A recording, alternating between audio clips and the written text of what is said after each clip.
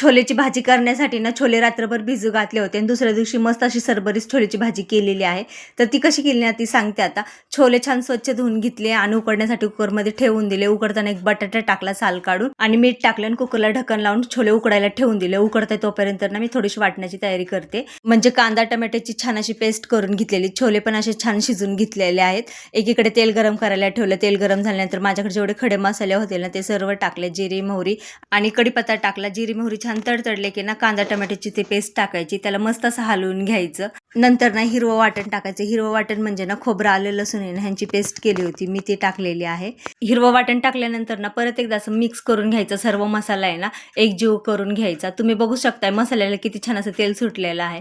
ही भाजी ना चवीला म्हणा अप्रतिम झाली होती. नंतर ना घरातले जे काही बेसिक मसाले असतील ना ते सर्व टाकायचे.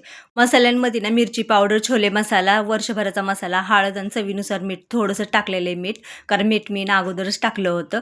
नंतर जे उकडून घेतलेले छोले आहेत ना ते टाकले आणि एक बटाटा ना ते मॅश करून असा टाकलेला आहे. छोलेला सगळा मसाला लागला पाहिजे असं परत एकदा हलवून घ्यायचं. आणि छोले शिजायला जेवढं पाणी लागेल ना मी तेवढंच पाणी वतलेलं. वरनं ना कस्तुरी मेथी टाकली आणि बारीक चिरलेली कोथिंबीर टाकलेली आणि मंद आचेवर ही भाजी ना मस्त अशी शिजवून घ्यायची. तर झाली आपली गरमागरम ना छोलेची भाजी. तर भाजी ना शिजायला जास्त वेळ लागत नाही कारण आपण छोले उकडून घेतले होते आणि गरमागरम भाकरी भातासोबत एकच नंबर लागते. तुम्हाला कशी वाटली रेसिपी?